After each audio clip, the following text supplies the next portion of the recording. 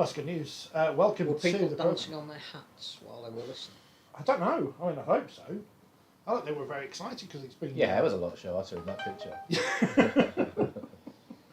I mean, be glad that I learned how to do graphic design 20 odd years ago before they could do things properly. So, never mind. Welcome to the program. It is Monday. It is 5 o'clock. Crackerjack. Yeah. So You're too anyway, young. Another cultural reference. I mean, it's just. It's great because I'm 40 in a few weeks, a couple of weeks' time. Yeah, I'm 42. And I still feel young. There shouldn't be that big a gap. I don't believe how old I feel. Welcome to the programme. Next will be morning squad numbers and teams wearing away shirts and alternative shirts and this and that and the other. Where do we want to start? Where do we want to start this week? Because it's been an interesting week on and off the field as ever, but I think there's two places to start. One is to congratulate Salford on their record crowd for Super League, which I think, again, is a fantastic effort because they've worked around it just being a game. They've managed, it was Armed Forces Day, and they've got a lot of interest around a fixture and been repaid handsomely with a number of people that turned up. So well done to them. Quick to jump on the back of clubs that don't attract fans, so they certainly deserve credit for a record attendance. And then obviously the whole build-up to the Leeds Huddersfield game, which I think again illustrated or highlighted what we do best, and we being the sport of rugby league. I think Sky deserve enormous credit first of all, because the idea of getting the whole of the match themed around the Burrow family is one thing. Getting the kids involved in a manner in which not only they were consummate in what they did, people will not appreciate how hard it is to do live television, and they were fantastic. But also to subvert a lot of their normal build-up to allow that to be such a, I don't know, you run out of words, don't you? A heartwarming way of approaching something that is so tragic. I think the other thing, and I'm told it was Brian Carney's idea, was to link up what was happening into the ground on the big screen. Yeah, I thought that was a great idea. Which was fantastic, because then you've suddenly got 14,500 people that are not only providing the backdrop to it, but invested in it. And it wouldn't have been quite the same if they'd have had the normal pre-match build-up. You could see that something was happening on the pitch, and then you're going, we'll all rush home and watch it on the telly. For you to actually be part of it didn't only mean more, but actually there really was a tidal wave of emotion, very similar to the game where Rob played his last game and got the band back together. It felt the same, and irrespective of what happened after that on the field, and I'm sure we'll talk about that and the implications of it, that half an hour, the way Barry McDermott agreed to be almost the stooge, absolutely fantastic. Brian Carney himself, brilliant to have the mickey taken out of it. And the coaches, I think, deserved enormous credit. That was minutes before a big game for both of them. Billed as a mini grand final by Rowan Smith, a lot of pressure on both of them, and yet you could tell they were both parents. They both bought into the fact that they were being interviewed by two people who were very, very special, and that you would hope that if you were ever in that position, the same thing could be afforded to you and your family. And the whole thing just, under the most tragic of circumstances, and the reason why we're doing it was glorious for all the wrong reasons. Agree. You summarised it really well. To be honest, there's not much more to add. I just thought it was great. I know Sky get a lot of flack, don't they, and people praise Channel 4, but it was really good to see them do something different, and that's almost an idea that they could replicate again, potentially do it in something in a different scenario. I get that, but by engaging the crowd, I thought your point was really good. It's almost like live theatre, wasn't it? Yes. Because they were your live audience, and then you've got an audience at home, but you get the reaction from the live audience. And I thought that worked really well, and the girls were outstanding.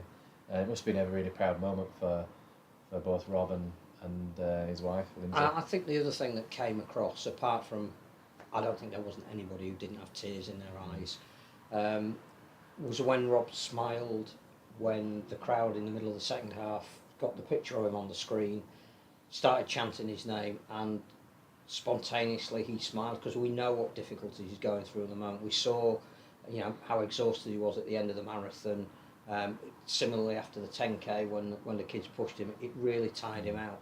But that was spontaneous. That you know, in the situation in life that he's in, is the best you could have expected. And again, forget the score. That moment probably was more important than anything else.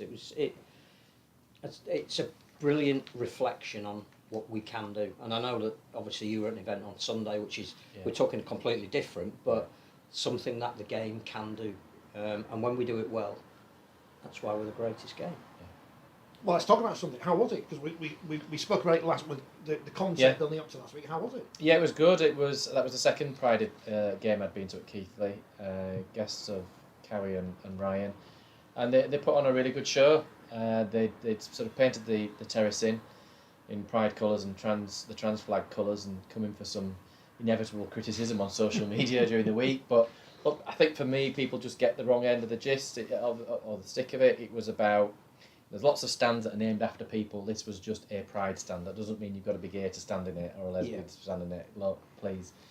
It was just about celebrating what that club is. You know, it has really, I suppose, put rugby league on the map for it. It became the first club to do it in professional sport.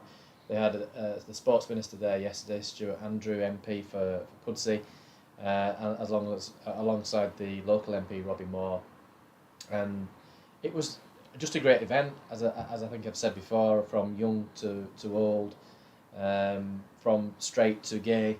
Everybody sort of got involved and bought into the spirit of it, and it obviously helps when Keighley go on and then win. Indeed. And it was unless you're a Whitehaven fan. True, but I mean, there weren't an awful lot of Whitehaven fans there. There was probably a coach load, but you know, it helped the party atmosphere. The weather certainly in the first half did. The second half it tanked it down, but no, it was it is a special day, and you know, for somebody who is gay to go to a sporting event and that to be front and centre, and to feel as though everybody's sort of genuinely a part of it, it is really special. Mm-hmm. Yeah, so commend what they do. I know they do come in for some stick, but you know, fair play. I mean, just in terms of Keighley and the club, it was a really interesting conversation. I was talking to Stuart Andrew and to Robbie Moore, and the work that they've been involved with, particularly in Keighley and their relationship with IMG, and not just that, but the new stand. So they've currently got planning application in to demolish the old wooden stand and replace that with a new stand. Keighley, the town, got about £36 million of town deal money, and about £2 million of that is going to that project.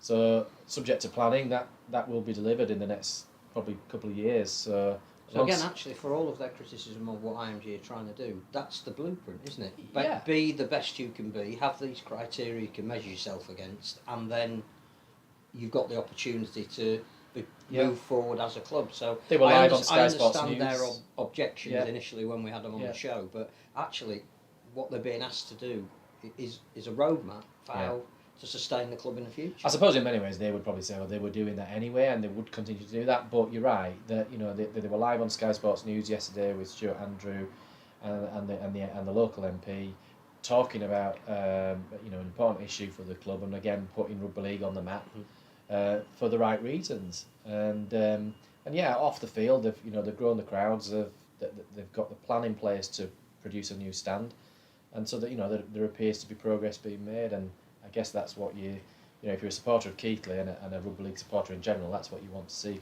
And if that progress supersedes their progress on the field, that's not a bad thing either now. No. It's just actually changing the focus and saying it doesn't have to all be about go and spend money you don't have on some Antipodean players who aren't necessarily good enough. Yeah. It's actually have a plan that's 2, 5, 10 years down the line and make something that is almost an irresistible case as to why you need to be in Super League, of which the playing factor isn't as significant now as it would have been if it was solely promotion relegation. Actually suit what they're doing. I mean, interestingly, yesterday before the game they were visibly under pressure. They were, with the way if they'd have lost that. Yeah, the way the season had been going, the results that they'd had today, particularly with the game the week before, having lost away at Newcastle by 2 points, they clearly had felt the pressure. Mm. So it was a relief from their point of view to get the win yesterday. But again, that would point to IMG's plan is that it's not all about what you do on field. So if you're doing off-field activity that's moving the game in the right direction, then you should be rewarded. So and not worry about relegation the same way you think you're being denied promotion. And inevitably, in the Championship, with 2 teams going down and then losing 2 points to Newcastle the week before, they've sort of closed that gap. Yeah, absolutely. Swinton winning. That bottom probably 6-7 teams, it's going to be really tight, and each game each week's going to be huge. I mean, Keighley played Bradford away this week, which they beat Bradford at home comfortably, but the way that Bradford have been playing, with the exception of this weekend away at Toulouse, but I think there's yet to be a team going winning Toulouse. That will be another big test for Keighley to go to Bradford and try and repeat what they did a few weeks ago. So, away from what happened on the field, it was just great to be part of an event and to be warmly welcomed by a number of spectators. But it's amazing when you finish how well received you are. We had a couple of comments on YouTube after the show last week saying that they go to rugby league, to sport, to whatever, to escape from the real world, to escape from politics.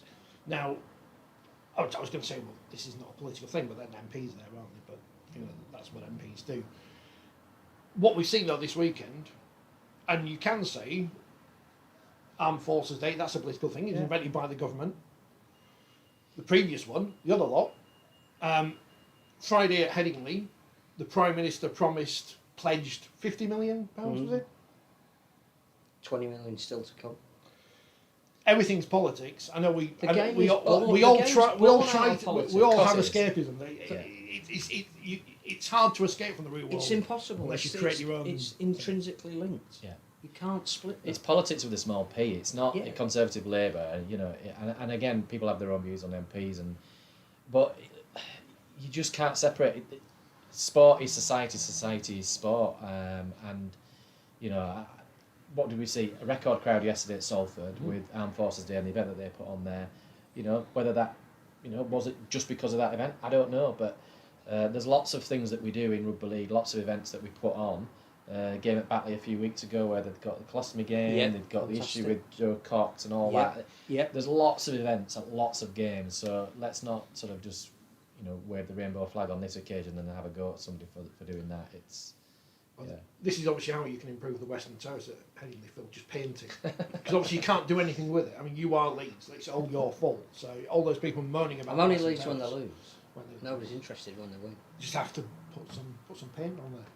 Have it the Pride Terrace. Memo to Paul Caddick. Notorious Western Terrace as it was in the cricket days. I miss those days. Rick has been on. Question chaps, he says. In fact, he directed this straight to you on Twitter, so you might have read this already. The 6 again rule for ruck offence is surely the most pointless rule for any team in their own half wanting to clear their lines with a kick. Isn't it time to change this rule so it only applies if the benefiting team are in the opponent's half? Discuss. We've discussed it before, in fairness. I think Rick actually, I don't know if he still is, but he was a match official. It's the same person, I think. We've discussed it before. I agree with where the NRL's gone with it. I think it's not the half, it's the 40. And I think that's probably working more effectively down under. I think I would be surprised if it doesn't get introduced next season in Super League. So I think I would imagine the coaches would support it too, although many a team will exploit it as it currently stands. I think it's frustrating for the referees, probably frustrating for the players and frustrating for the spectators. But as is often the way, when you introduce a law, there are consequences to that, and teams will find a way around to suit what the coaches ends. are paid to do. And no doubt in another year or two time somebody will have worked out how to sort of circumvent that system. But I think it will change. Did anyone see the Academy games this week? Because no one cares about that anymore. That was last week. Media only went to one. Apparently, apparently the overall number of penalties is coming down. Oh, what a surprise. But again, you don't know whether that's because the knowledge of the first few is starting to filter through, or you're dealing with teams who are differently coached or at different levels of their development. The academy is meant to be a proving ground. Clearly, teams like London and Newcastle are at a different level of where their players are to a Leeds or a Bradford, who have had their kids in their system for a lot longer and obviously brought up with with rugby league in their blood. So yeah, it will even itself out. At the end of the trial, there'll be an analysis. We merely commented on the first game because we actually witnessed it, and it had some good points, and it had some ones that needed addressing, and it had some others that you thought, if the ball's in play a little bit more, there's a little bit more offloads because the tackle isn't as smothering as it used to be. Maybe that element of it needs looking at a bit, but you can't judge it even on what we've had at the moment. 2 weeks. You've got a question as well. I haven't. Brian Wood sent in a question, which, if my phone works, I will. You can leave comments throughout the week on the video. I mean, it helps if you watch the video throughout, because then I get about 3p in YouTube, so that's good. So do watch the video, or just randomly tweet us. Brian, it says... That's called filling that, that's professionalism. Very good. I mean, James has got a whole agenda, I just got the League Express to see what's going on. It says podcast, that's the title. I thoroughly enjoy listening to the podcast. I only read that bit out because obviously... Love the show, Steve. Yeah. I love the show. It was interesting listening to James discussing refereeing big matches. I wondered if he would like to comment on the Morgan Smithies incident in last year's cup final. No axe to grind, keep up the good work, Brian. Is he a Huddersfield fan? No, he's a Lee fan, Oh. I think. Yeah, I think my memory serves me right. I think he committed 2 high tackles, I think, in that game, didn't he? And well, in hindsight, he should have gone to the bin. Having said that, I think they charged him with 2 separate Grade B offences, from memory serves me right, and then they also charged Luke Yates with a Grade B high tackle, which, look, to some extent, it's difficult on a major game as to the level you're at in terms of foul play. The way we'd gone last year was after a third of the way we'd been issuing red and yellow cards like they were going out of fashion, and then we backed away from that to some extent, because ultimately that's what the public and the players and the clubs wanted, and then it's about trying to find that balance, and probably on that day I got it wrong, on reflection, but that's just the nature of it. At the time I actually didn't think. Yeah, I knew it was a penalty, and I was between penalty and a sin bin, and given the occasion, you've got to be at 100% certain. And I think, on the basis it was his second go, I think on that second occasion would have been the occasion when he would have gone to the sin bin. There you go. If any journalists are watching, there's your headline: top former official admits cup final blunder. There you go, and that's tomorrow's story. That's it done. We need more controversial things on the programme, because that's how it works. Tim Sheen said something on a podcast in Australia, and everyone goes, "Whoa!" Interesting what he said though. Yeah. Salford Hull KR. No, Devil Robins. Mm-hmm. Devil May Care Robins. But they played at Liverpool. Oh, and the Cumbrian Lakes. Newcastle with the British Bull. Yeah. Josh Griffin. We spoke about him for ages on the programme last week, and caused much debate among, Hull fans really, because everyone else was just... apart from the people who wanted to be contrarian and say, well, the other fellow, he nearly killed someone, he should have got signed eye ban, but Josh Griffin said some naughty words and got 7 games. Surprised at 7 games? Yeah, I was, to some extent, because I think similar cases in the past have probably not been dealt with as severely. But as we were saying before we started, that Josh Maguire got 7 games for the comments that he'd made. Now, whether they've taken a stronger view this season on that level of dissent, and as we know, as we've read the minutes post our podcast last week, he'd clearly gone through various stages. He sort of chunted something which Chris Kendall wasn't able to hear initially, and he ignored that. At which point the penalty was given. Then the half-time hooter goes, he blows the whistle for half-time, he has another go. Chris then decides to bring out the yellow card, and he chooses to continue having a go, at which point he then calls him a cheat, basically. So, as I think we sort of said, there's no surer way to get sent off, and that's to question the integrity of the referee. And it might be the subject of my article in the July issue of the magazine. Birthday issue, I think. Yeah.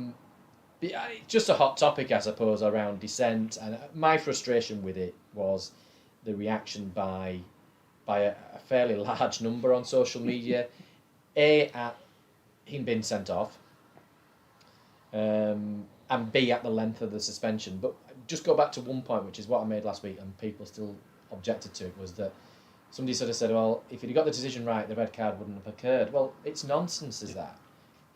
You can get a decision correct, and the player can still object to the decision because he doesn't like the decision, or he believes the decision to be incorrect. But actually, it is proven to be correct. So even if you get a decision correct, and I think on that particular decision, it's inconclusive either way. Even if you get a decision correct, it can still lead to dissent.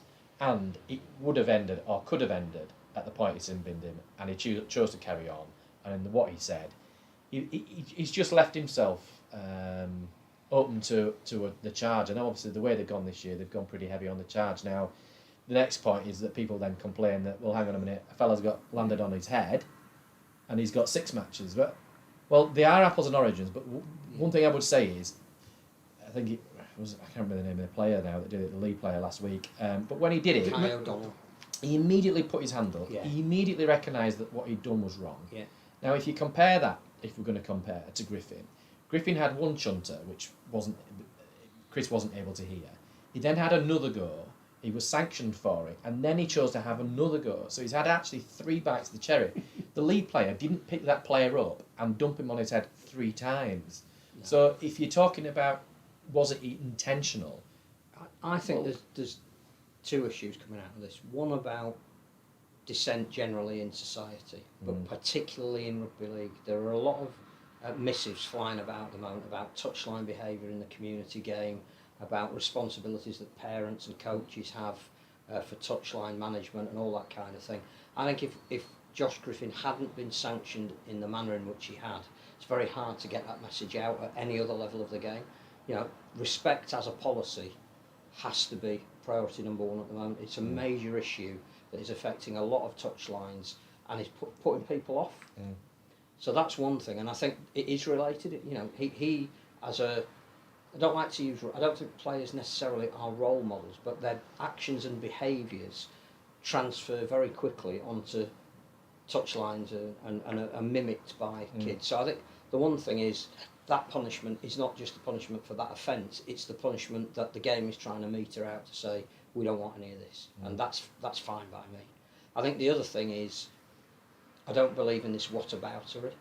It's like you said, it's apples and oranges. You cannot compare cases that are completely different. If you look at Hugo Salabio, who put a player on his head in the Wakefield Leeds game a couple of weeks before, he got 7 matches.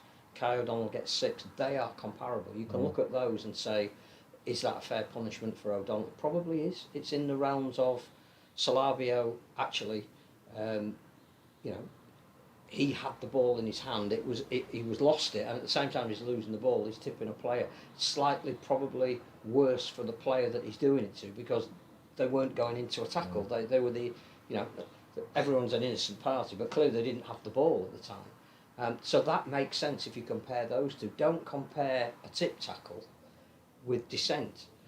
You know, what will be interesting, I think, is, and we might hear a bit more about, is what we next do about hip drop tackles. Because the other thing coming out of the disciplinary today is clearly that James Harrison has got 2 matches for an incident with Nathan Massey, where again Massey a little bit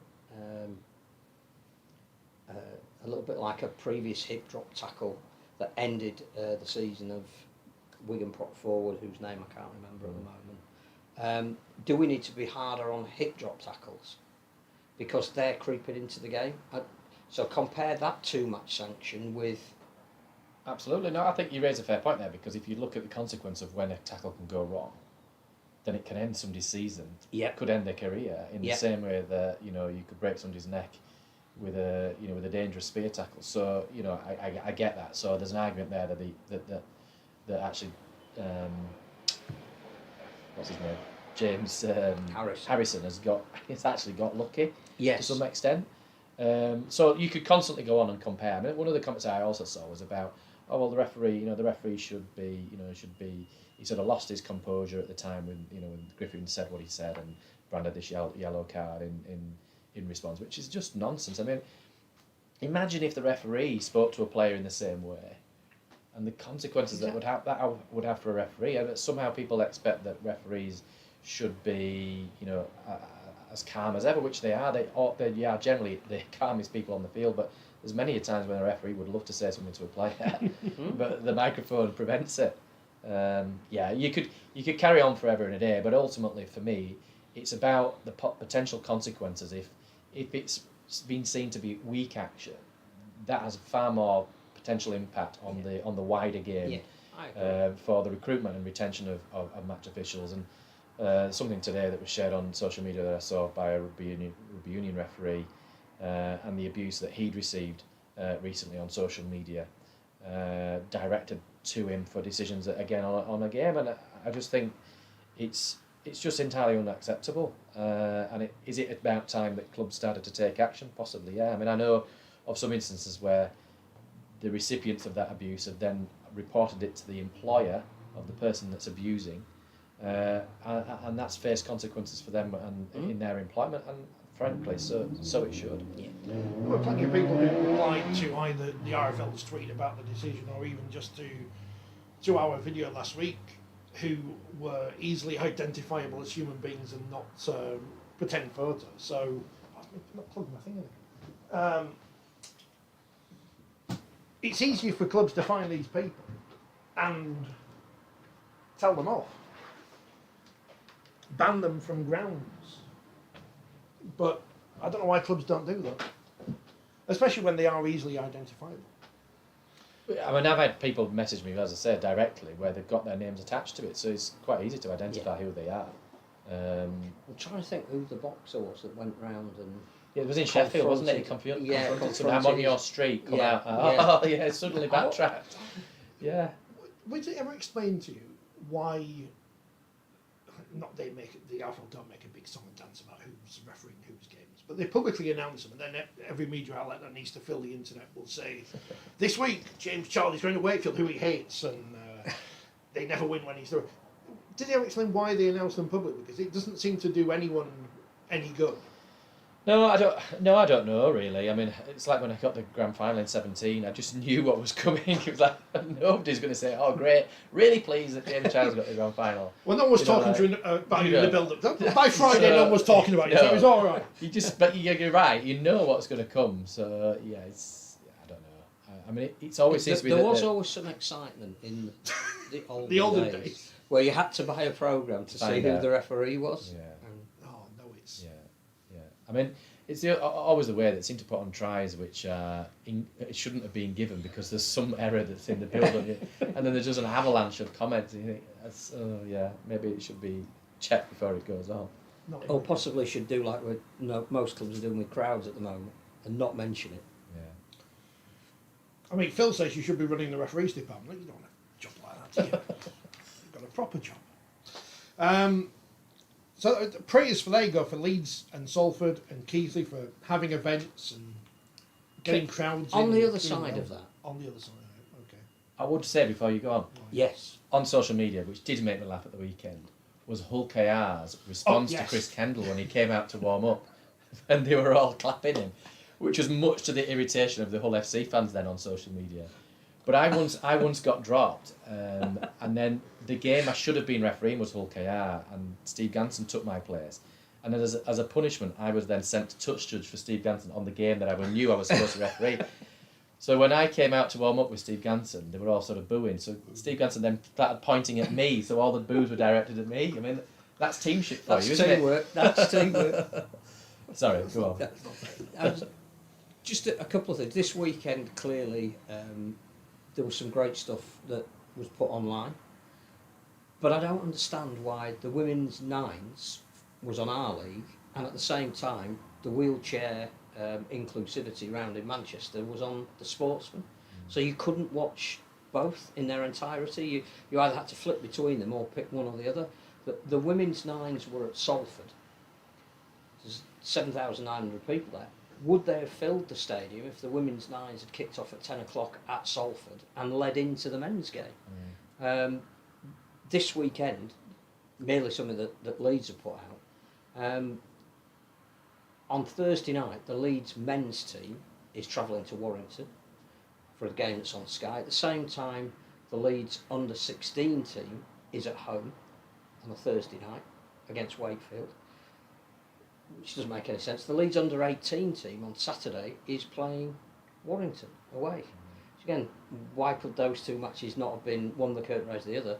But to make it even worse, on Sunday, the Leeds women's team is away at Warrington, playing at the same venue that the under-18s are. So if you're not going to have a double header between the under-18s and the men's, why do you have a double header with the under-18s and the women? You're absolutely right. With so many Why teams, do we do that? but with so many teams having women's teams and academy teams, then you would think it'd be almost you mirror the fixture list for the season from following on from the men's. Clubs now will be saying, like we've been praising them for events they're putting on, and saying which fixtures can we put together and make it an even better experience for the fans. If you're an away fan and you're thinking, my son's playing in the under-18s, I'll go early and watch the women. The women, why do they expect anybody to make 3 trips to Warrington in 3 days? They're just not going to do it. I mean, it never used to cease to amaze me that when we'd arrive, usually an hour and a half before kick-off, people would the turnstiles would open and people would walk in, and there'd be nothing on for an hour and a half. But people would want to get their spot on the terrace and stand there in the freezing cold in February, looking at just the turf. Whereas if you put something on, at least they've got something to watch. But surely, again, the whole idea of IMG, of revamping the sport and making it an event. Part of it is we want to talk about the results clearly in the league tables, but we want to say we had a really good time and it was really worth going, and we've now got all this different product that we can put together, and it's like a jigsaw, but you could have less games at home if you put more on those games and more people went. You're just giving extra reasons for people to go, in the same way that I appreciate I had a free ticket yesterday to go to Keighley, but there were 2 friends of mine that went that would not go normally to watch that game, and they went because it was the Pride game, and there would have been other people that would have done that. So the more reasons you give people to go to an event or to make it into an event. And it looked like the women's nines was great. Yeah. Was the PDRL on Saturday as well? PDRL at Salford. No, in Manchester, wasn't it? It was at the same time as the wheelchair, I think. And again, it's great that we're doing it. Full credit to everybody for putting them out there. It's great that we're televising them, but why are we being asked to choose between 2 of our own? Agree, and it's the same with this week's fixtures. Looking at Super League again, there's 4 fixtures on Friday night. Madness. I do like the idea of Sunday being a traditional rugby league day when it wasn't until the 70s. Well, another thing as well, 2 French teams, both playing at home at the same time last Saturday. There was an hour's difference between them, but they're 2 big games.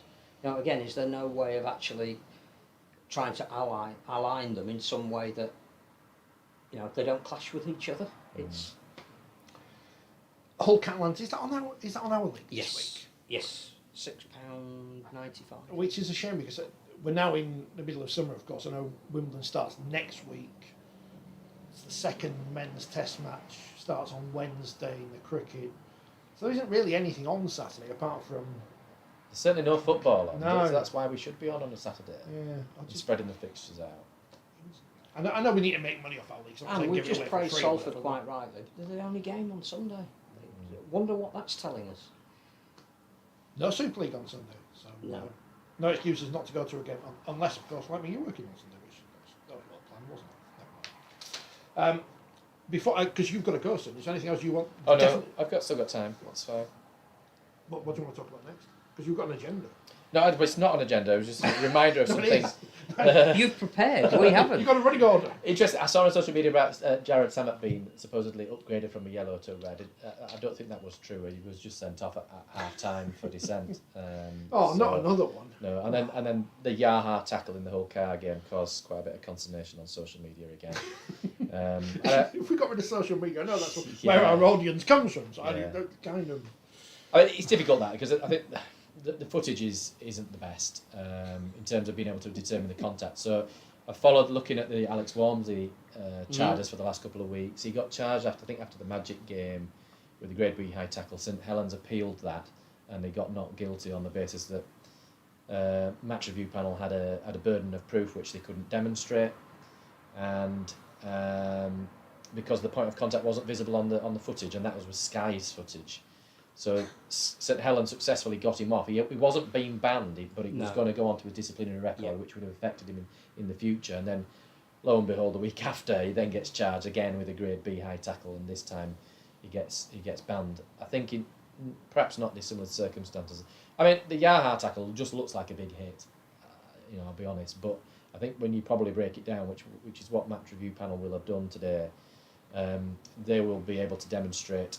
They would argue shoulder contact, one would imagine, or some contact with the head, and therefore that's why he's being charged. So it will be interesting to see whether Hull KR try and appeal it on the same basis that St Helens did. So we'll see. But ultimately, he got charged with a grade B and has got fined. So that would suggest that the decision to sin bin him was correct. I've now remembered I read an article after the Josh Griffin ban, which seemed to insinuate that now was it an independent panel he sat in front of, because it went to tribunal, didn't it? Yeah, so it was just to clarify for people, the match review panel is completely independent from the RFL. I appreciate they do get paid, they get paid by the RFL, but their decisions are not scrutinised week to week by RFL staff members. They make their decisions independently, as is the disciplinary panel. They don't get paid, but they're independent. Because there was the insinuation that because the match review panel would believe Chris Kendall more because he's an RFL employee rather than Josh Griffin, who's not. I thought that was a very naughty thing to insinuate. Well, Josh Chandler's not employed by the RFL, but they believe Josh Chandler's claim against Josh Maguire, so just nonsense. Not that you're here only to talk about disciplinary. No. So I think one of the things we should discuss before you go is the tenure of Ian Watson. So I think we can talk about the Leeds Huddersfield game, but that was a hot talking point after that game. They're going to win. They're going to win a comp. What I would say is a couple of things. One is when you have the majority of your back line back and players playing in the correct position, particularly your halves, you are a lot better than when you don't have them. So and that was one of the reasons why Leeds functioned as a unit a lot better than they had the last time, or the last two times they played. I also think it was quite odd that there was a double header at Headingley, and there was a reserve grade on beforehand game, Huddersfield against Leeds. Huddersfield decided to play, I think, 4 or 5 first team players. Two of them quite notable. Jay Connor was playing, and E Masters, a big overseas signing for this year. They won 30-0. Clearly, they're not playing against. Reserve is a strange level. It's often not like against like, and there were, I think, half of Leeds' team were academy lads that were promoted up. But clearly, they were far too good to play at that level. And yet the first team lose 54-0. So you would think that on the balance of the squad that is available to be selected, there's some imbalance there. I thought, and nobody needs to tell Ian Watson afterwards, that Huddersfield's performance arguably was the worst I've seen this season in Super League, and came from the first Leeds try. All defensive structures, that is something that Ian Watson talks about more than anything else, fell apart. It was a good pass from Cameron Smith, it was a good line from Sam Walters. It wasn't good enough to walk straight through and score a try. And I would also say that measure of emotion that we talked about at the beginning of the game can go one of two ways. It places a huge weight of expectation on Leeds to do something to justify Rob being there and all that kind of thing. If Huddersfield had started in the first 10 minutes and quietened that, then the result could have been very different. Once Leeds had gone ahead, that wave then took them to a 50-point victory. Afterwards, Ian Watson gave an 11-minute press conference, which was very impressive from the point of view that he was honest, he was open, he didn't duck any question. He was clearly asked about what he was going to do in response. He was asked about the speculation regarding Justin Holbrook being sacked the morning before and how that might impact on Huddersfield having to put out a statement saying how dare you link him with us, and whether there is smoke without fire, or does that make his position even harder. He answered every question brilliantly. If you wanted copy for a newspaper, very hard to decide what to put in your match report because all of it was good. But then you listen back to it and everything is I. There's no we, there's no team, there's an insinuation of threat, but it's all about the coach. Now, he might be protecting his players, but I just thought that was a bit odd, bearing in mind that, I don't mind him saying I still think this group can win a competition. It's hard to see it when you've played as abjectly as you have. That you are setting yourself up potentially for a later fall. But I just found it strange that it was all about what I was going to do, and I thought. Yeah, I've not seen the press conference in full. I saw his interview on Sky post match, which was difficult to listen to and watch, to be honest. But I saw a response on social media about that, which you just mentioned, which does seem a little bit odd, because I think they are in it collectively. Whether, as you say, he was trying to bear responsibility, but it seemed in the Sky interview he was putting it back on the players. And for me, very early in that game, it had all the hallmarks of a one-sided game, and I thought this could be very embarrassing for Huddersfield, which is what it turned out to be. Because it just looked like the players, I'm not saying they weren't interested, because there were still some try-saving tackles completed in that game, but they just didn't look like they were playing as a unit. They didn't look like they wanted to particularly be there, and that was, for me, more worrying. And I think that the conversation that we're having on Sky at the end of the game between the summarisers, well, how do you change it then? If you're not going to change your coach, how do you change it? Do you keep dropping players? Do you keep bringing players back in, chopping them around? He's already done that a lot. We've talked about a lot this season on the podcast about he doesn't appear to know his best team. You know, Jake Connor, there were comments made in the week before the game, wasn't there, about his fitness, and insinuated other things as well that we've sort of told him about that he needs to work on. But again, why would you bring that up halfway through the season? If somebody's got a problem with their fitness, that's something you work on. Is that because he came back from injury, though? Yeah. But is that a legacy from the injury at the start of the year? But I think it's the injury that he brought to the club. Who wanted Jake Connor at Huddersfield? Well, and also I think it's hard just to blame it on Jake Connor. I'm not blaming Jake Connor. I looked at Tuilola here on Friday night, who we were consistently told last year by Ian Watson, possibly over-exaggerating it slightly, but had some fantastic performances at fullback. And we were told by Ian Watson on a regular basis he is the best fullback in the competition. Tuilola here came on as an auxiliary hooker and looked anything other than happy in that role. Not because he didn't do it to the best of his ability, but that's not what he wants to be doing. He wants to be surveying things from the back where he can make his biggest impact, join the line when he's not there to defend in the middle of the field or distribute the ball to people running either side of him. And you just think halfway through the season, how have Huddersfield got to the point where someone who was such a good fit in square pegs and round holes, one of the reasons Leeds played well, they had a lot of round pegs in round holes. David Fussy-Tua coming back on the wing was fantastic. He's a winger, can't play anywhere else really. Austin and Caesar work really well together. They're not fit enough to play together often enough, but Austin dominates a game when Caesar is playing because the organisational role is done by one and the free role is done by the other. Ash Hanley moving to the wing made nearly or over 200 metres. That's what he does. And Richie Myler at fullback gives Leeds a different dimension. When everybody's fit, that's where they play. You get the impression with Huddersfield, when everybody's fit, I don't know where they should be playing. No, but I mean, Blake Austin got man of the match, but we've seen him have some pretty ordinary games this season, and we've equally seen him play outstandingly well. And that must be frustrating for a coach. How do you get that level of consistency and performance? He tends to play outstandingly well when Aidan Caesar's inside. And he played. We're talking about a team that lost against Wakefield. Absolutely. So what was it? Is that the main difference game, between the two performances? The fact that everyone was in the right position in one game, and I'm not saying that Wakefield wouldn't have won. But I think I don't want to blame that on. No, I think that's important, but I don't think that's the only. I think it's what you do with you. They had a week off, and clearly Ian Watson was saying he hadn't seen anything that was telling him this performance was coming. That they trained really well. I think some clubs use that as a reset. You could tell that Leeds had, really helped by the fact that they had some star players back. Huddersfield looked like they got worse with the time off. Only they could answer what they did in that time. But it looked contrasting. They feel like they need to hit the reset button, because if the club is not going to make a change with the coach, and I'm not suggesting they should, by the way. No. But if that's not the way that they're going to go, because that sometimes can have a short-term fix, but doesn't often fix the long-term problem. They feel like they need to hit the reset button and have very honest conversations amongst that squad about what's not occurring, what they need to improve on, and actually just try and take a bit of pressure off themselves, because no disrespect, but they've got a safety net at the moment of what, they're 6 points ahead, 8 points ahead of Wakefield at bottom, who are still struggling They scored 12 points this week, but they're still struggling to score sufficient points.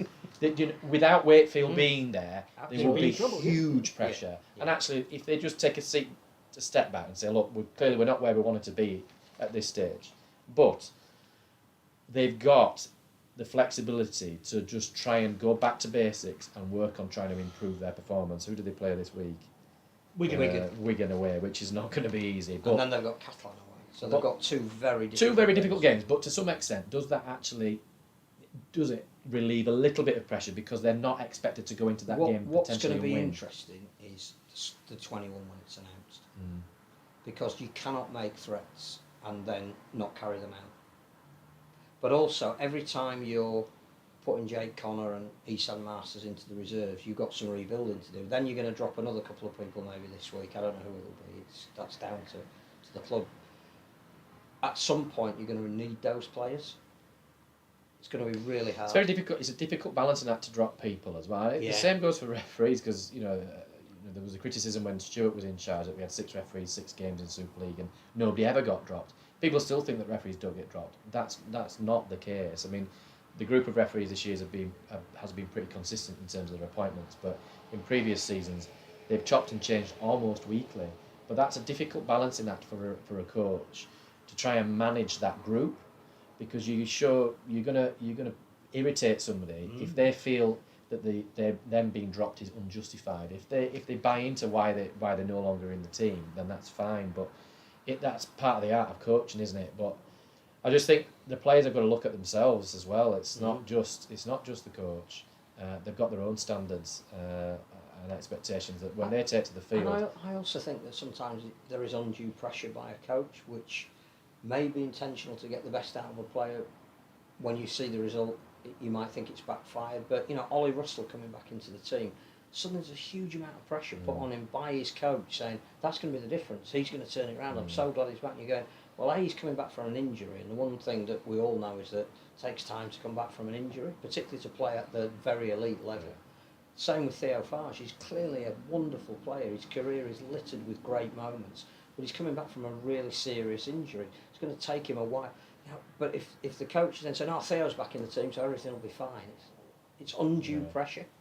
Yeah, I think it's not an easy one to answer, is it? They've got to break their next games down into looking at performance indicators as opposed to looking at the result, because as I say, they've got that cushion at the moment, and break the game down into 5 and 10 minute chunks almost, or set after set after set. I know that's boring, and it's probably going back to this process of going back to sticking at the process. But before we give you a yellow card, because you've got to go, Justin Holbrook is now on the market. As an owner of a club that you think might be underperforming, do you start finding his phone book and making contact? Well, Widnes are looking for a new coach, aren't they? So I'm sure Justin Holbrook doesn't want to go back to. Does it change that dynamic that somebody who is a proven winner in this competition, who desperately now needs to reprove himself, probably isn't going to get another head coaching job in the NRL for the foreseeable future, might want to come back here, prove the Gold Coast Titans wrong? Possibly, who knows? I mean, with a club like Huddersfield that have got money, possibly it does change things, but you can't make decisions based on the availability of somebody. You've got to make a decision that's right for the club, and if a coach is not right for a club, or if a certain player is not right for a club, then it's a bigger picture, isn't it? That they've got to make those brave decisions. Yeah, and I guess you've got to either take the whole route and say we've brought in Tony Smith to do a specific job, it's over a length of time, we've got players coming in and out of contract, we're going to leave him the space to do whatever he needs to do. You lose 7 games, you go, but we're not deviating from this track. But I think do you suddenly say at this point it's not good enough, the players that we've got in-house are better than we're playing, therefore we can change? And if you're going to make a change, you have to make a change, I would say, now, because the players are available for signing, as we've seen. We've got Cruz Leeman signing 4-year contract at Wigan next year. Sam Walters, Jackie Chan. O'Connor's just signed a 3-year deal at Leeds, etc. These players are now being tied up. So if you don't change your coach at this stage and bring somebody else new to shape his squad for next year, you end up in a situation whereby a little bit like Darryl Powell had last year, you end up with a squad that's not yours, that you've suddenly got to turn around, which I would imagine is more challenging than trying to make changes now or plan changes for next season. And if you bring in somebody now that can work with the group under no pressure of, if you make the playoffs, great. If you don't, we've had such a bad season so far.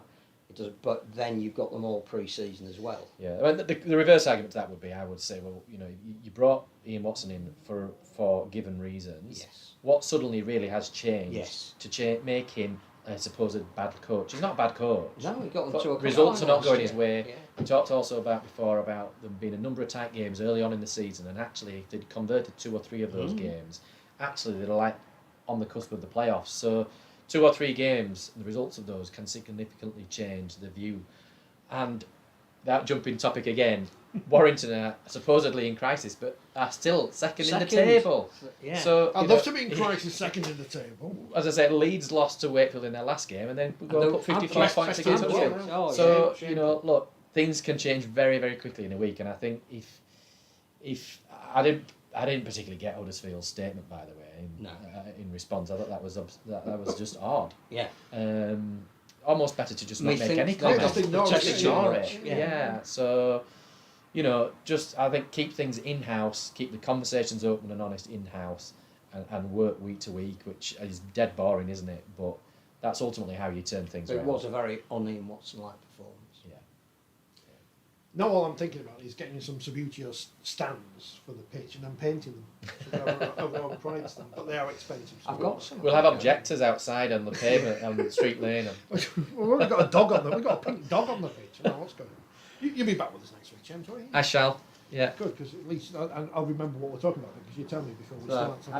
Am I being sent off at half time? No, I think sin binned. And then But if you call us a cheat, then Yeah, I'm going to call you a cheat we on can the way change out. them. no, because you bought the. Oh yeah, bought Mars Bar ice creams. Yeah, well, You can do whatever you like. not sponsored by Mars Bar.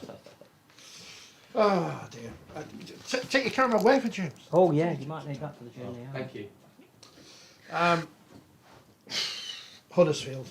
They're a strange fruits, aren't they? I don't know. Just. I mean, again, things like social media depends on who you follow, gives you an impression of certain things. But I think we both follow a lot of rugby league people in general, and I didn't see as much protest as you would with certain other clubs. Now, again, I don't know what that says. What I think is you want to see progression. So from where they were last year, finishing third and getting to a cup final, going out and making some significant signings, which it now looks as though they haven't particularly covered Danny Levy's exit as well as they may have done. They went back to Nathan Peets, who clearly knows the Ian Watson way. But the only Huddersfield fans that I saw on social media were saying, Levy's a huge loss. But the squad of players is actually overall improved from last year. A lot of media people had them higher up the league, challenging perhaps for a grand final, breaking this monopoly.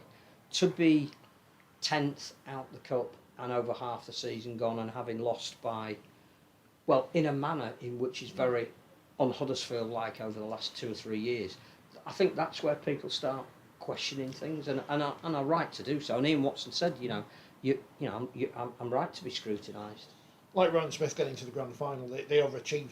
Not necessarily overachieved, but the expectations are higher because of where they were last year. But they shouldn't be whatever 10th in the But table. do you embrace that because they were 5 minutes away from winning the Challenge Cup? That's not over exceeding expectations. They were good enough to be 5 minutes away from winning the Challenge Cup. You look to build on that. I get third. Yeah, that would have been great to finish third contender. But there were playoff contenders this year. The likelihood is, looking at the league table now, and Ian Watson said it himself, we cannot look at where we're going to finish, we can only look at the next game. Logic says because of that log jam in the table, they're not going to make the playoffs. They would have to win virtually every game, and they're probably not going to. Huddersfield Town, when they were in trouble, they brought in Neil Warnock, and the Neil Warnock of Rugby League is in front of me. He's John Keir. Here's his book. Have you got some copies of it? Can you buy this in the shop? No, that's I think the last one. The last one. Good book. He could go here as our guest. Come on, John. He's going to fall over.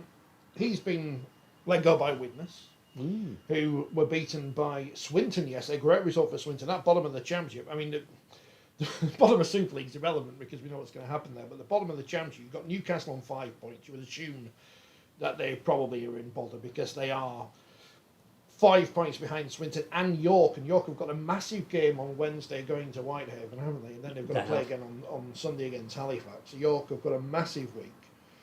Barrow on 11, Whitehaven on 12, as mentioned. Whitehaven playing York on Wednesday. Keighley on 12 now after that win. And that James was at on Sunday. And just above them, London and Widnes. Now, Widnes are 5 points outside the playoffs, but 4 points outside the relegation zone. I don't think they're going to get relegated. But what do I know? I've not seen much championship rugby this season. But obviously, they've made a decision that now's the time for a coach they brought in to study things, to get rid of him, to shake things up again, I guess. I think it was James Gordon on social media, who is a follower of Widnes, commentates on their games, said that this will now be the 7th season in succession that Widnes have ended it with a different coach. And you would look at that and say, is that the issue? Which is not to point the finger at the people that run the club now. Is the issue that unless there is some kind of stability, and it's back to the discussion we've just had about Ian Watson, a view of where you want to be and how you want to get there, and somebody is given the time to undertake that, you're always going to be just changing your coach, and as a club not moving forward.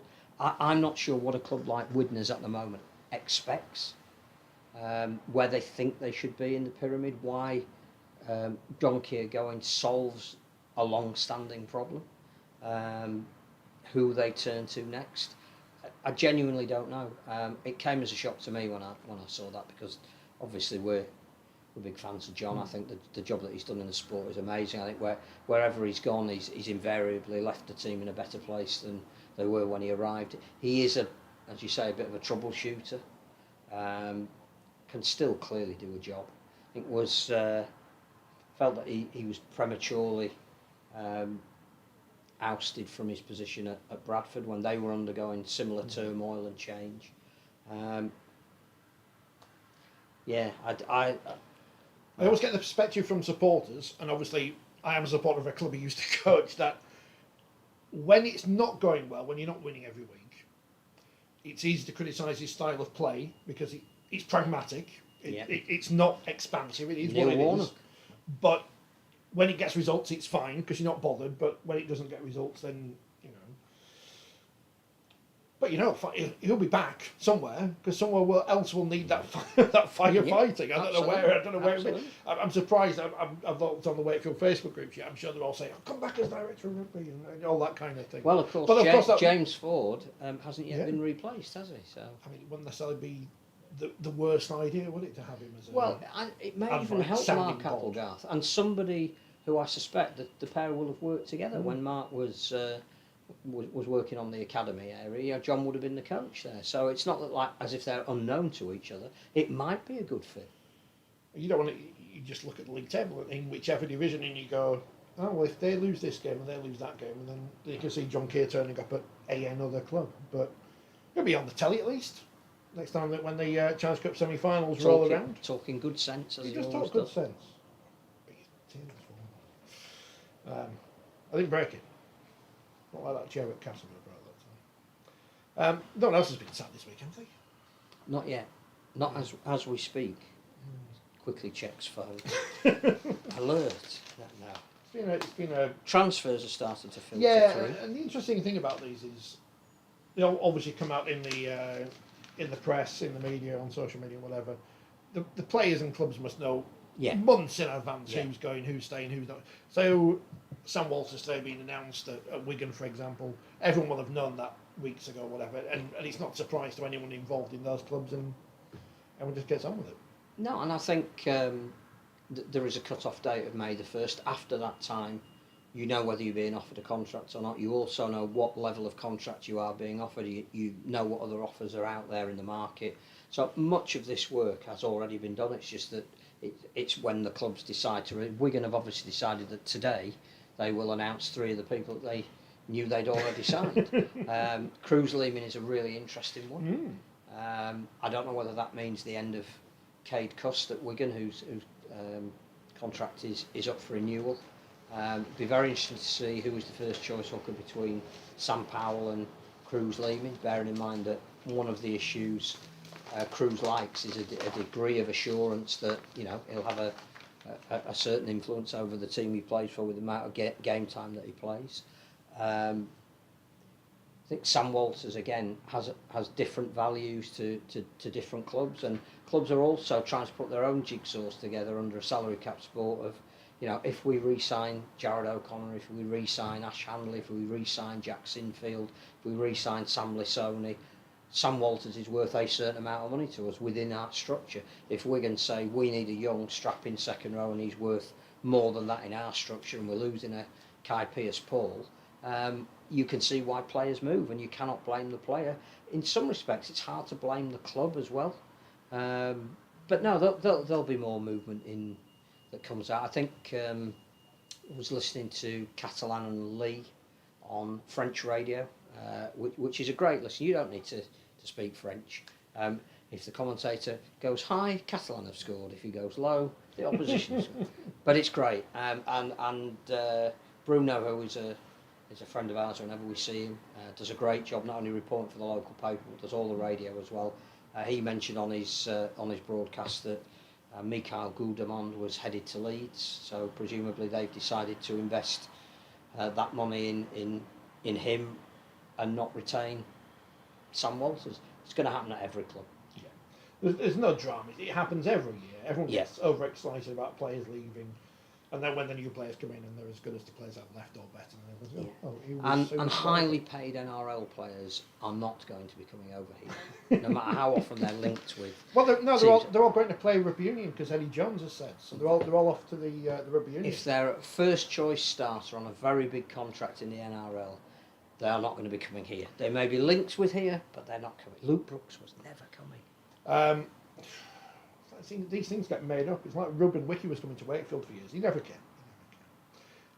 Leeds Rhinos winning everything. We'll go back to the rest of the men's Super League in a bit, but wheelchair Super League in Manchester, London 38, Wigan 30, London great second game in the table. It was very entertaining, wasn't it? Play Leeds next as well. That's really significant. Is that at the next Magic, or is that in? I think it's in 2 weeks' time. To work that out. But the next Magic's at Medway anyway. So. Yeah. But it's good to have, much like York in the women's game, it's good to have a team that is not a traditional team at the top end of the men's Super League challenging for honours. It just makes things a bit different. Yeah.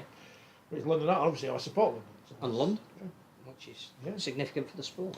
Hull beat Warrington, 60 points to 24. I saw Martin Norris tweet yesterday, obviously just moved to Hull from Wigan, that he's involved in the Armed Forces wheelchair. So another element to the sport, which is obviously going to be big going forward. Really significant. So that's good to see that, and he was brilliant. Big signing for Hull. And again, if Hull's got that facility at the university where we had the cup final last year. I think the group at the cup's there again this year. I think so. Again, it's a growing thing, and in the grand final rematch, if you didn't see this, it's worth catching the highlights, because this Leeds and Halifax rivalry, there is some needle there. Some needle. More than the Isle of Wight, I think it's really a bit of a torturous metaphor, but there you go. The thing about that is, instead of trying to, clearly there's a line you can't go over if the spats break out between the respective teams. It has to still be respectful and done in the right spirit. But there is clearly some genuine animosity between the teams. That it's a rivalry that is built up over a number of issues. And my take on it would be, let it go. It's brilliant for the sport. We want narratives, we want stories, we want to. Nathan Mulhall has moved from Halifax to Leeds. He's involved in the latest, here's what I think about Halifax, because we've beaten them. Brilliant. You know, let's just build up these rivalries. And it was a great match. It was a fantastic match. 28 to Leeds. 24-0 to Leeds early on. Halifax came back to 28-24. Looked like they were going to win it. They had a lot of momentum with them, and some bloke called Halliwell and another guy called Collins. I think they ensured that Leeds. It was a fantastic game. I think I've said Nathan Colson's my favourite player. I think I've said that. I shouldn't say that, should I? Because I support London. No, you shouldn't. I should pick someone from London. Lewis King is your favourite player. We've spoken to him, he's been on a couple of times. Next time, say all the time, there's no point me saying it because you know it already, but next time there's some wheelchair games, then you go watch it. If not, just watch it on the streams because it is the perfect television sport because of how big the pitch is and the hits and the sound and people bashing into each other. The only thing that's better about being there live is laughing at people reacting to the hits and thinking someone's going to have a leg fall off or something, which does tend to happen when people are watching it for the first time. Up at 8th of July. Venue Leeds Rhinos, it says. So wherever that is. It'd be Leeds Beckett. Oh, No, it might be Leeds University. I think they're playing their home games at Leeds University. Well, I might have to pop along to that one then, he says. I don't think I'm working that is. That's a positive. Speaking of the Leeds Rhinos, you may have heard of them. They won the Nines silverware, well, not silverware, glassware, kind of. The women's big paperweight. Yes. Big paperweight. I got to see Zoe Hornby's match. She's good. She played very well. So yeah, and again, well done Wigan for getting to the semi-finals and indeed the final, knocking out York in the semis, the defending champions. So 21-8 to Leeds. Well done Leeds. You've won a trophy. Looked like a good day. Yeah, as you say earlier, it's a shame it was on at the same time as the wheelchair. So you can't really concentrate on both. And again, it's whether you, like you said earlier as well, if you have it before the Salford game, that might be I don't know what you do with it, but it's obviously a good thing. It's a bit of a proof of concept thing, isn't it? That a Nines event works. It's just how you use that elsewhere. Like having 2 women's Origin games and then decided by aggregate. No, but to be fair, they've moved from 1 to 2. They were by 2025 they will have moved from 2 to 3, and I do think there is something about building and making sure that you're not distilling the product by playing it too often. And State of Origin for the men started with 1 game. It was the 3rd game of the series, but it was State of Origin for just 1 of those games. And look at it now. Can't believe Leeds have signed another player from Huddersfield Women as well. You wondered where she'd gone. Well, you could have told me. I didn't know. Yeah, everything. How was the Hall of Fame, by the way? Poignant. Yeah. Poignant because clearly one of its members passed away on the Friday before, the great Bev Risman. There's a great atmosphere in the room. It's wonderful to be able to tell the story. I think for me the nicest thing is that the whole of the first team squad are there, and the staff, and extremely attentive. They want to know the history of the club they play for. They want to look at some of the players that are coming up on stage who maybe frail old men as they see them, but suddenly hear about their deeds and might play in the same position, and it means a lot. David Ward, one of the greatest and most vociferous captains Leeds have had, was sat on the table with 3 young players. Jared O'Connor was one of them, who's just re-signed for another 3 years with the club, and David Ward over lunch is telling them some of his stories and what it means to him to have played for the club, and instilling in them, if you like, the ethics and values. For me, it's a very important celebration, and it's equally important that the spread of people who are inducted tells the story. So you do go from Jim Bacon, who was the captain 100 years ago when they won the cup, to Keith Senior, who everybody saw play and think, oh, brilliant, I remember him, big Keith. Yeah. Brilliant for me. Tell us about Bev Risman. For those who don't know anything about him whatsoever. Bev obviously came from a dynastic family. The name that is resonant with everything that's good in rugby league. His father Gus played for 25 years, then went on and coached, and the game in Cumbria, where they lived, was professional sides were around the Risman family, particularly Gus coaching Workington. Bev then obviously had a lot to live up to. Played rugby union to start with, played for England, went on a British Lions tour. Clearly had a rugby league skills, so was very coveted. Lee signed him in the early 60s, played him predominantly at standoff. It was brought to Leeds in 66 by Roy Francis, just as limited tackles were coming in, and Roy had a group of very young backs in particular, one of whom, Barry Seaborn, was inducted into the Hall of Fame. And he needed an old head, decided he would play Bev at fullback so that he could have the panoramic view of all these kids and organise them. And Bev always used to joke, because of some of the people in the team, like Mick Shoebottom, never had to make a tackle in his life, which of course is not true. A brilliant goal kicker. Found a new lease of life at Leeds in that fullback role, played in the Water Splash final, became captain of the Great Britain team that played in the 1968 World Cup, which was quite ironic because on the tour was Mick Clark, who was actually the captain at Leeds, but Bev was deemed to be the right guy to have in a touring environment. 1969, Leeds won the championship for the second time. Bev played in that game, really bruising encounter, set up the winning try with a wonderful kick over the defence for John Atkinson to chase, but had a terrible knee injury that ended his career slightly prematurely. But one of the reasons he was not happy but was prepared to stand down was because some kid called John Holmes was coming up through the ranks and took his spot. But it didn't end there for Bev. That was the end of his playing career. He fully understood the concept of development, so he was involved with Fulham when they first started. He even coached them for a year, director at London Broncos, first development officer for the RFL in the south of England, massive in student rugby league, really important in the formation of that and helping put that on, president of the RFL, an ambassador for the sport, Buckingham Palace garden parties, all that kind of thing. Absolutely fantastic guy. Quiet, unassuming. When you think that all of the things he'd seen and who his dad was, such a legendary figure, you would never have guessed any of that when you just got him in conversation. Was involved in a West End play called The Changing Room, which David Storey wrote, putting that on. Everything about him bled rugby league. His brother John also had that idea of development. He was coach of, he played professionally for Carlisle, but coach of Scotland and Serbia. So yeah, a fabulous family, a wonderful member of it.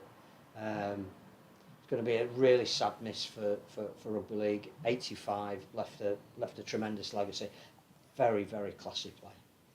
So I enjoy these things when you're able to wax lyrical about these people. It's a sad. It means I'm old. It's sad that we have to do them in the circumstance, but it's always good to hear about people who we stand on the shoulders of as whatever we are today.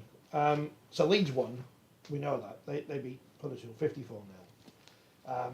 Paul Carwick Wakefield 28-12. Don't need to say. Luke Gale played and scored. And through an interception. The only thing about that is, and I get, we have to credit Hull KR, they're going through a bit of an injury crisis. They played in the cup in a really bruising game. Wakefield had a week off. Wakefield coming off this fantastic morale-boosting win. Well, a win that was going to turn the season around. And I get all of that, all the right things to say. The trouble is, if you then lose the next game, the 2 points you gained against Leeds are no more valuable. No, and not helped by the fact that the team just above them in the team. They won again. Yes. Doing Darryl Powell, Castleford 23, Warrington 14. 14 left at half time as well at the. Apparently Cass given a standing ovation when they came off at half time. Gareth Wood up again against his old club, playing really well. Warrington getting it back to 14 all. And you would have thought then perhaps momentum with them, if such a concept exists. And as Darryl Powell admitted, falling away when it really mattered towards the end of the game. Didn't have George Williams, didn't have Josh Drinkwater, now won't have James Harrison. So, yeah, Warrington in a little bit of a hole at the moment. But as we said when James was here, I I think they seem to be second in the league. Yeah, and you would fancy their chances this week, wouldn't you? As they oh no, they take on Leeds. So, that's it, Leeds. I thought, Leeds are back. I forgot that. But that, I mean, that's a fascinating game on Thursday because obviously you've got the pressure of Warrington now useless and in second in the table. Leeds have had that big result. Everyone says it now, consistently inconsistent. Everyone says it about everything. Well, yeah, and the first game of the season, in fact, the match that opened the season was Warrington against Leeds at the Halliwell Jones Stadium, and that was Warrington's initial statement game, where they said, forget about 2022, this is the new Warrington, and they absolutely thrashed Leeds. So it will be interesting on Thursday. Catalan's Lee sounded exciting, 38 points to 30. Catalan 20-0 up, running away with it. Lee then taking the lead, and Catalan just having enough fortitude to win it late on. Lee only naming 18 players because they had some suspensions, but going out there and making again a bonding few days of it. Yeah, they've got something this year, Lee, and full credit to Derek Beaumont, who I know, he's Marmite, isn't he? Sometimes he says stuff that you think, that's great, why can't everybody take a leaf out of his? But other times you're going, not sure he should be on the social media, Derek. He was honest enough to say that he'd had such a great time, and again, nearly 10,000 people there. It was Catalonian Heritage Weekend, and he was saying he's revised his opinion about what the French teams bring to Super League. So, full credit to him for that. Did Bernard Gouache give him some free meat? I was going to say wine. He said, if you don't, I'm going to strap you to this bull. Oh, not the ball again. Wigan beat Salford. Wigan, another inconsistently consistent team, beat Salford. Good result for them. Very good result. And again, a couple of weeks now where Salford wobbled a little bit. Yeah, be interesting to see how Paul Rowley rallies. Again, some depleted troops, but I suspect Salford are probably again ahead of where maybe we saw them. What would hurt them is not being on the road to Wembley still. That's the problem for Huddersfield, isn't it? Is the fact that Lee and Salford are perhaps where you wouldn't have expected them to be, and Huddersfield are not where they were expected them to be. Which, of course, the Salford fans, although they've lost, they can all still laugh at Ian Watson's defeat on Friday, so because they're really bitter about that. Ian Boldsworth has just tuned in, just in time for Hull 54, 34 even. St Helens 6. Another indicative result of how inconsistent everyone in the middle of the table seems to be at the moment. I mean, after the game in the Cup last week, take out the Griffin incident and everything, I don't think you'd have seen that result coming on Thursday. Not necessarily, or not 22-0 at half time. I think this is the performance of the weekend. Absolutely sensational. And in some respects, the genius of Tony Smith. Because straight after that cup defeat, he said, "Oh yeah, there'll be changes. I'll bring some players in." He freshened up his squad in that 5-day turnaround, gave some people the opportunity to prove that they deserve to be in there when the next team is picked, but also rested some of his guys for later on in the season. Saints looked jaded to me. Probably didn't change their squad enough, but had one of those collective performances whereby as soon as Hull started to get on top, nothing that St Helens could do about it. Jack Wellesby, who'd been so important in winning them the cup tie, looked tired at the back, made a couple of mistakes, not least kicking a ball dead when he should have done, but full credit to Darnell McIntosh, who I think probably had his best game in a Hull shirt for keeping the ball in play. Jake Truman, Jake Clifford back, massive for Hull. But just, why do we love sport? Because everything that we're told before we go to a game doesn't happen when we go and see it, because sport can do that. And Hull were magnificent.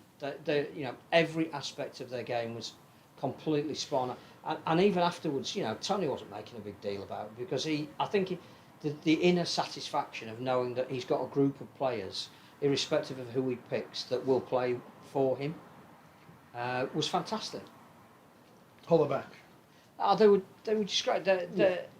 Well, as you said earlier, they knew what this season was going to be. They haven't deviated from whatever the plan is, and you'd imagine they would reap those rewards eventually. Yeah, they will. No, they absolutely will. And I know they're losing Chris Sartai, who was massive for them again. Be interesting because they're playing Catalan this week. It'll, Sartai against his new employer. But no, I think there's sometimes you can watch a team play and you know that however long they're going to play for, it's just not going to be their night. Knocking on at the play the ball or getting upset when a pass goes beyond someone. T. Ritson getting caught. Very fast that fella. Not fast enough though this week. All of those things, it's not cumulatively as it starts to move away. You score and then you concede in the next set. It's not your night, but you have to credit the opposition for that 5-day switch, and I think it was vindication of what Tony's trying to do at Hull. David Fafita's birthday on Wednesday apparently. Happy birthday, baby.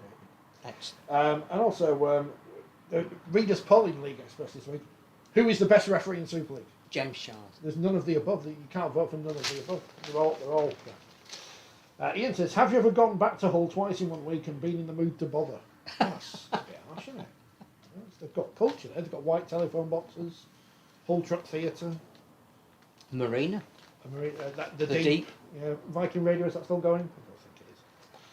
Radio Humberside's still going. Humber Bridge.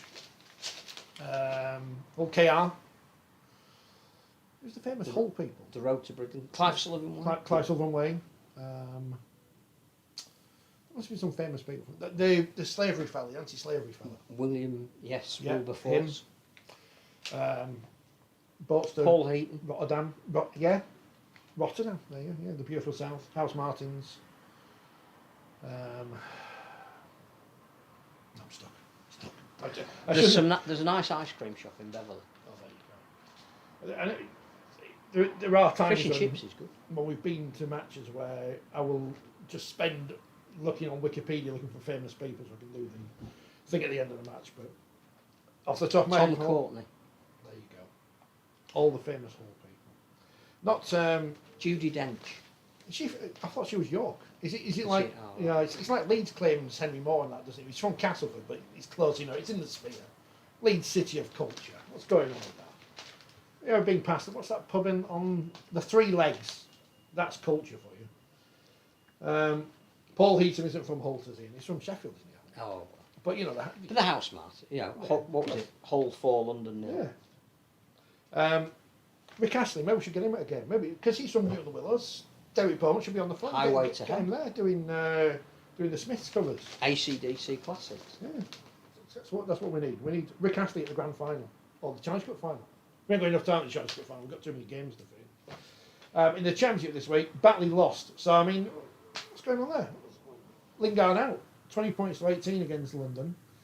Halifax beat Barrow 40. Good result for London though. Great result. Very for good London. result. And I think that's the first time I've heard Craig Lingard critical of his team, because spirit is what's got them to where they are, and I think he felt that they disrespected London when they saw the team sheet, that they had a few players missing. But it's building up to make the 1895 really interesting, because they could play each other in the final. This would be great, wouldn't it? Halifax 48, Barrow 20, Keighley 28, Whitehaven 18, which we spoke about earlier. Sheffield, Jim Charles on the chat now. Sheffield 40, Newcastle 0. Nearly 900 there on a Friday night, which is not bad. I'm going to say it's not bad, I don't know, is that good? It seems good. Toulouse 52, Bradford 14. Big result for Toulouse, who are almost impossible to beat at home.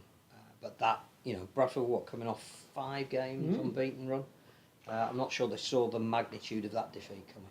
Have Toulouse now become Catalans in that they win at home but not away? Is that their new... Because that's obviously the thing we say about Catalans all the time. Back up to second now, Toulouse. Level on points with the Eagles and the Bulldogs.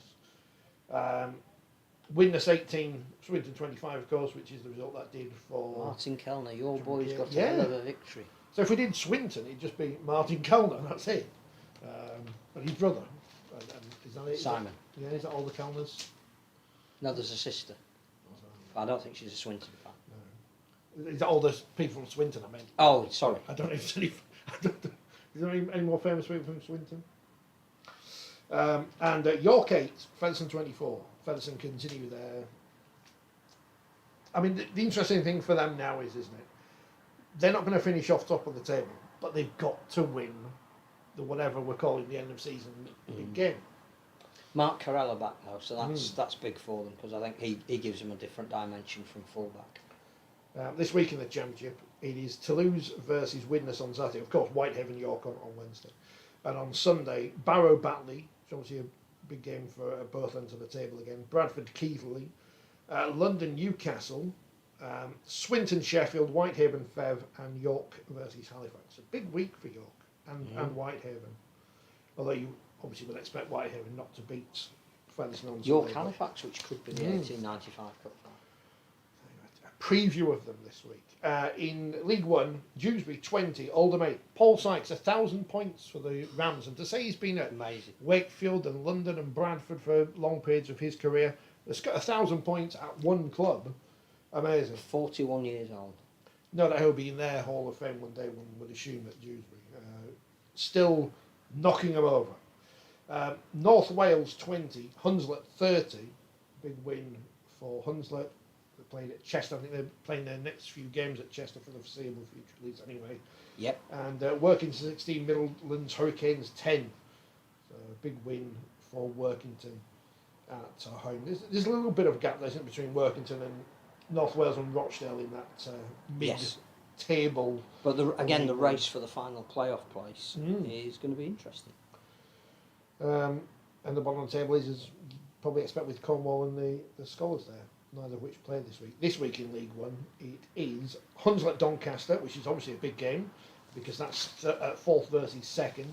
Midlands Dewsbury and North Wales versus Rochdale Hornets, which is another massive game. And Oldham versus Workington, which is another big game. So all big games in League One. We should just watch League One instead. Super League on Thursday, Warrington Leeds as mentioned. Friday, 4 games. Lee Hull KR, which will be very interesting on the telly. Lee obviously looking to bounce back from their game at Catalans, which they wouldn't have expected to win anyway. But Hull KR off the back of the win against Wakefield, but still with players missing and such. Saints Cass don't win at St Helens, apart from that time that they did, and ruin that record. Is that the Tom Maguire derby? It is. It must be, wasn't it? The winners get to keep Todd. Wakefield versus Salford. Should I go on Friday? And Wigan versus Huddersfield. I do think that is a big test for Huddersfield, not in necessarily the result, but the manner in which they play. They can't. I don't think they can. What would they do if they got another huge beating? What would the senior management do? But we go back to this, and this is always the question. So say Wakefield fans say we've got to get rid of Mark Applegarth. Right? Well, I would say, well, what's the point? Yeah. But who is out there? Well, the obvious answer you're going to tell me now is Justin Holbrook. But is Justin Holbrook going to jump straight from there to Huddersfield? Because why would you? It's not. It's not as if it's St Helens. I think when you look at Wakefield this year, there was always effort. You know, I don't think anybody really thought that they're just not good. There wasn't anybody better than Mark Applegarth to run that team, and I thought he spoke in a way that I had absolute utmost respect for the job he was trying to do with the resources that he had available. I think it's a little bit the same with Andy Last at Cass. You know, he's inherited a team. He is started to get his way of the way he wants to play across. He will be in the market. You know, he's brought Craig Lingard on board. There's a couple of Championship players who are very highly rated going to Castleford next year. They will look and feel a little bit different. You can feel there's a little bit of momentum. The fans are enjoying what the young players are doing, certainly on Fridays. Yeah. Everyone likes to see young players come through. I think the issue for Huddersfield, and we just talked about Hull, you know, where things got really bad, but nobody was really calling for Tony Smith's head because they knew that given the time, the plan was there. Adam Pearson got to the point where he couldn't keep changing things every time it went wrong on the field. There was a bigger picture. My only issue with Huddersfield, and again, it's nothing to do with whether Ian Watson is a good coach, and he clearly is. That is indisputable. They looked like a group of players on Friday that were rabbits in headlights, and if they look like that again against Wigan, and then they've got to go to Catalan, somebody who pays the bills will be saying, do we need to make a change? What do we do about this? How, not do we need to make a change necessarily with the coaching team, but what do we do to bring change? And I don't know. And I don't mean to bring it back to Jake Connor again, because it's obviously not one player in one team. But it's interesting that Hull didn't seem to be too bothered about him leaving, and, No. and I know there are only 2 wins above Huddersfield on the table, but it's just fascinating how sometimes a player can be used as the pawn in this story. I think the thing about the way Huddersfield have been playing under Ian Watson and what Jake Connor could bring to that team, it didn't seem like an easy mix. Because I think if you buy Jake Connor, you've got to play Jake Connor, and then the question becomes, right, okay, what position do you play him in? Do you see him as a full-back, in which case, all right, that's fine, Will Price is going to Newcastle, but what do you do with Tuilola here, who you've said consistently is your best full-back? If you're going to play him at stand-off, what does that say about Ollie Russell, who you say you want to play alongside Theo Fudge? What does it say potentially about Isan Masters? Has he been signed as a centre, or is he your standoff? It's really interesting that mix when he signed. We all said, how is that actually going to work? And I'm sure that isn't the reason why they're where they are on the league table, but it might be a reason as to what the issue is behind the scenes, that there's an uncertainty about what they are and who they are and how they play. It's the Graham Onions effect, this is what I call it. When Graham Onions wasn't in the England test team in 10 years ago, whatever, everyone would call for him to be in the England test team. But when he was in the team, he didn't do anything bad, he just thought, he's just a player. And Jake Connor's now that when he's not in the team, why isn't he in the team? When he's in the team, what's his role in the team? It's like something they didn't necessarily need to make.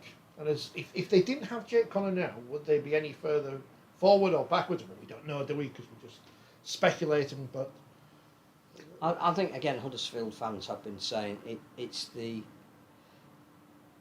replacement for Danny Levy, who was so dynamic at a dummy half, and that's not to decry Nathan Peace. He's just a very different type of player, and I think it looks now as though Levy is being missed more than Connor's coming.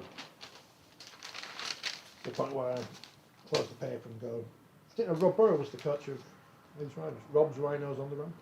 He's taken over. He can do everything. Ian has mentioned great tribute to Ben Heaton at a Halifax game. I'm sure there were, because Rugby League does do things well when it has to. And Terribly tragic. it's a year since Harry Gresham died. I noticed at the weekend, and